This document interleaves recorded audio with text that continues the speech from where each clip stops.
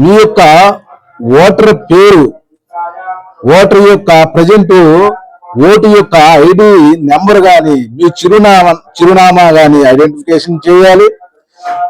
ఏదైనా తప్పు ఒప్పులు ఉంటే మీరు దాన్ని సరి చేసుకుంటానికి కూడా వెసులుబాటు ఇవ్వటం జరుగుతుంది. బట్ ఇప్పుడు కాదు, నెక్స్ట్ ఆగస్టు నుంచి కూడా ఈ యొక్క సవరణలు చేసుకుంటానికి మీ తప్పు ఒప్పులు ఏమన్నా డోర్ నెంబర్ కానీ, పేరు కానీ, ఐడి కానీ, ఏమైనా కానీ, చిరునామా కానీ, ఎటువంటి తప్పులు ఉన్నా కానీ తర్వాత సరి చేసుకుంటానికి అవకాశం ఇస్తుంది భారత ఎన్నికల సంఘం. సో ఇటువంటి తర్వాత ఇక్కడ ఓటర్ యొక్క క్రమ సంఖ్య కానీ, భాగ సంఖ్య కానీ, నియోజకవర్గం కానీ, రాష్ట్రం కానీ, ఇటువంటి యొక్క పేరు మీరు సమగ్రంగా చూసుకోవాలి. సో ఏవైనా తప్పు ఒప్పులు ఉంటే సరి చేసుకుంటానికి అవకాశం ఉంటుంది. సో తర్వాత నెక్స్ట్ ఈ యొక్క ఫోటో మీరు మీ యొక్క కలర్ ఫోటోను ఇక్కడ అంటించాల్సి ఉంటుంది. ఇక్కడ ఈ విధంగా ప్రస్తుత ఫోటో అతికించండి అని రాశారు కదా, అక్కడ మీ యొక్క కలర్ ఫోటోను అంటించాల్సిన అవసరం ఉంటుంది. సో మనం కింద వివరాల్లోకి అయితే మనకి ఇక్కడ 3 కాలమ్స్ గా భారత ఎన్నికల సంఘం ఈ యొక్క ఫామ్ ని డివైడ్ చేయడం జరిగింది. ఫస్ట్ కాలం ఇది. ఈ కాలం లో మనకి ఈ వివరాలు ఈ విధంగా ఉంటాయి. నెక్స్ట్ సెకండ్ కాలం గా చూసుకుంటే ఇది. సెకండ్ కాలం లో మనకి వివరాలు చూస్తే ఈ విధంగా ఉంటాయి. నెక్స్ట్ థర్డ్ కాలం, ఈ థర్డ్ కాలం చూస్తే వివరాలు ఈ విధంగా ఉంటాయి. సో మనకి ఇక్కడ 3 కాలమ్స్ ఈ విధంగా డివైడ్ చేయడం జరిగింది. సో ఇప్పుడు మనం ఏం చేయాలంటే, ప్రస్తుతం ఓటు ఉండి వారు 2002లో వారికి ఓటు లేదు. సో పూర్తి ఇన్ఫర్మేషన్ 2002లో ఒకవేళ 2002లో ఓటు ఉన్నా, ప్రజెంట్ ఓటు ఉన్నా కానీ వారి యొక్క పర్సనల్ డీటెయిల్కి సంబంధించినటువంటి కాలం ఇదండి. ఈ కాలంలో మనకి ఇన్ఫర్మేషన్ ఏముంది అనేది ఒకసారి మనం చూస్తే, డేట్ ఆఫ్ బర్త్, పుట్టిన తేదీ, అంటే ఈ పుట్టిన తేదీని మీరు ఇక్కడ ఈ బాక్సుల్లో రాయాల్సి ఉంటుంది. నెక్స్ట్ చూసుకుంటే ఆధార్ నెంబర్, ఈ ఆధార్ నెంబరు దీనికి ఎదురుగా ఇక్కడ రాయాల్సి ఉంటుంది. మీ యొక్క ఆధార్, భారతదేశంలో ఉన్నటువంటి ప్రతి ఒక్కరికి కూడా ఏది ఆధార్ నెంబర్ అనేది ఉండాల్సిందే, అది మటుకి కంపల్సరీ. సో వారి యొక్క Aadhaar number, next mobile number, ఎవరికైతే మొబైల్ నెంబర్ ఉంటుందో ఆ మొబైల్ నెంబర్ ఇక్కడ రాయాలి. ఒకవేళ మీకు మొబైల్ నెంబర్ లేకపోతే మీ ఇంట్లో ఉన్నటువంటి వారి యొక్క నెంబర్ అయినా కానీ ఇక్కడ రాయవచ్చు. ప్రజెంట్ ప్రతి ఒక్కరికి కూడా మొబైల్ ఉంటుంది, వారి యొక్క మొబైల్ నెంబర్ ఉంటుంది. కాబట్టి మెయిన్ ఫస్ట్ ఆఫ్ ఆల్ వారి యొక్క సొంత మొబైల్ నెంబర్ రాయాల్సిన అవసరం ఉంటుంది. నెక్స్ట్ ఏంటంటే తండ్రి, అంటే తండ్రి పేరు, ఇక్కడ ఈ కాలంలో తండ్రి యొక్క పేరు రాయాలి. నెక్స్ట్ తండ్రి యొక్క గుర్తింపు కార్డు, అంటే వారి యొక్క గుర్తింపు కార్డు యొక్క ఐడి ఉంటుంది కదా, ఆ ఐడి నెంబర్ ఇక్కడ రాయాలి. నెక్స్ట్ తల్లి పేరు, వారి యొక్క తల్లి పేరు, తల్లి మరణించినా గానీ ఇబ్బంది లేదు, వారి యొక్క తల్లి పేరైనా తండ్రి పేరైనా మరణించినా గానీ వారి యొక్క నేమ్స్ ఇక్కడ రాయవచ్చండి. సో నెక్స్ట్ తల్లి ఓటరు ఫోటో గుర్తింపు కార్డు నెంబరు ఇక్కడ రాయాల్సి ఉంటుంది. జీవిత భాగస్వామి పేరు, లేదా ఏది పెళ్లి అయిన వారికి, పెళ్లి కాని వారు రాసే పని లేదు కాబట్టి మీరు హ్యాపీగా, ఇబ్బంది లేదు. సో జీవిత భాగస్వామి ఓటరు ఫోటో గుర్తింపు కార్డు, సో ఫోటో గుర్తింపు కార్డు అని ఇక్కడ రాయాలి. ఇక్కడ మీరు తండ్రి సంబంధించినటువంటి ఓటు కార్డు కానీ, తల్లికి సంబంధించిన ఓటు కార్డు నెంబర్ కానీ, జీవిత భాగస్వామి ఓటర్ ఫోటో కోడ్ నెంబర్ కానీ అందుబాటులో ఉంటే రాయవచ్చు, అందుబాటులో లేకపోతే అంత ఇంపార్టెంట్ కాదు. సో ఇదేంటి మనకి ఫస్ట్ కాలానికి సంబంధించినటువంటి పూర్తి ఇన్ఫర్మేషన్. సో మనం ఈ సెకండ్ కాలానికి వెళితే, సెకండ్ కాలం ఎవరు ఫిలప్ చేయాలి, ఏ విధంగా ఫిలప్ చేయాలి అనే పూర్తి ఇన్ఫర్మేషన్ కూడా మనం ఒకసారి చూద్దాం. 2002లో ఎవరికైతే ఓటు ఉంటుందో ఆ ఓటు ఉన్న వారే ఈ యొక్క సెకండ్ కాలంను ఫిలప్ చేయాల్సిన అవసరం ఉంటుందండి. 2002లో ఓటు లేకుండా ప్రజెంట్ ఓటు ఉన్న వారు ఈ కాలంని ఫిలప్ చేయాల్సిన అవసరం లేదు.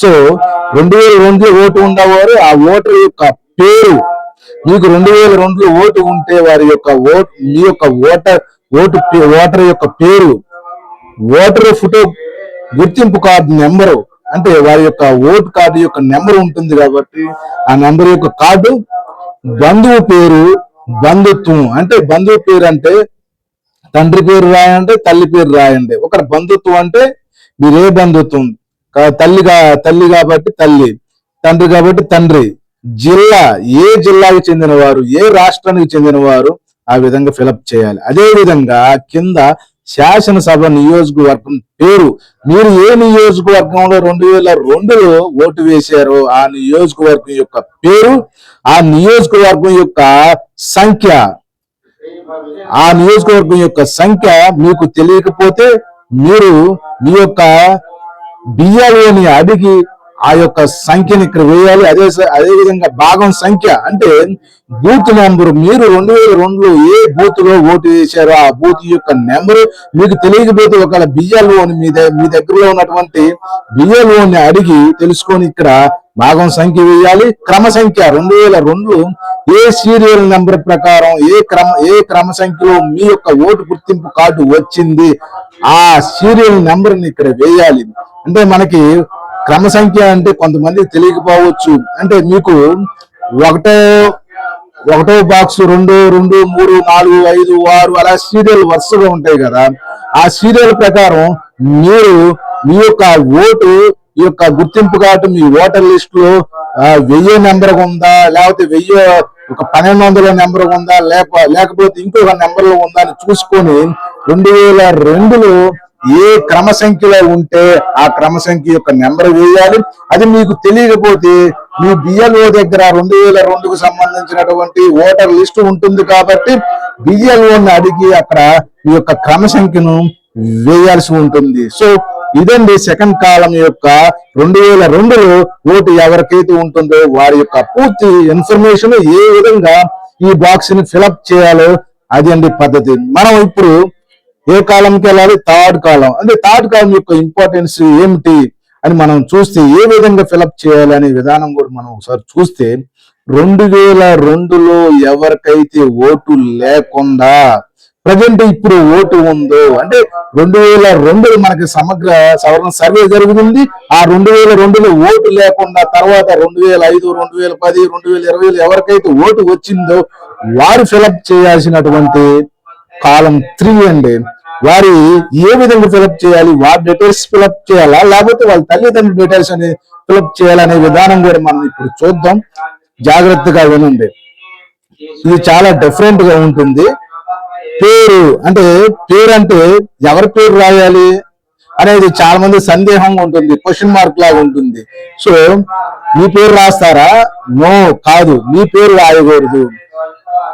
2000 మీ కుటుంబంలో మీ తల్లికి గాని, తండ్రికి గాని, నాయనమ్మకి గాని, మీ తాతకి గాని ఎవరైతే 2002లో ఓటు వేసి ఉంటారు కదా ఎవరో ఒకరు, ఆ 2002లో ఓటు వేసిన వారి యొక్క పేరు రాయాలండి. సో తర్వాత ఓటు ఫోటో గుర్తింపు కార్డు నెంబరు మీ తల్లిదో, తండ్రిదో, నాయనమ్మదో, తాతదో ఎవరో వాళ్ళ పేరు రాస్తారు కదా, ఆ పేరుకు సంబంధించినటువంటి వారి యొక్క గుర్తింపు కార్డు నెంబర్ అండి ఇది ఇక్కడ వేయాల్సి ఉంటుంది. బంధువు పేరు మీ తాత నాయనమ్మ వాళ్ళు కదా, వారి యొక్క పేరు రాసి బంధుత్వం రాయాలి. మీ తాత అవుతారా, నాయనమ్మ అవుతారా, తండ్రి అవుతారా, తల్లి అవుతారా అనేది ఇక్కడ రాయాల్సి ఉంటుంది. తర్వాత జిల్లా, ఏ జిల్లాలో మీ యొక్క నాన్నో, తండ్రో, నాయనమ్మో ఓటు వేస్తారు కదా ఆ జిల్లా పేరు, ఆ రాష్ట్రం పేరు, ఏ రాష్ట్రంలో మీరు ఓటు వేశారో, మీ బంధువులు, మీ పేరెంట్స్ కానీ ఏ రాష్ట్రంలో ఓటు వేశారో ఆ రాష్ట్రం యొక్క పేరు ఇక్కడ రాయాల్సి ఉంటుంది. సో మనం ఇక్కడ శాసనసభ నియోజకవర్గం పేరు అంటే ఆ 2002లో మీ బంధువులు మీరు ఇక్కడ రాసిన వారు ఏ నియోజకవర్గంలో అప్పుడు ఓటు వేశారు అనే దాన్ని ఆ నియోజకవర్గం యొక్క పేరు ఇక్కడ రాయాల్సి ఉంటుంది.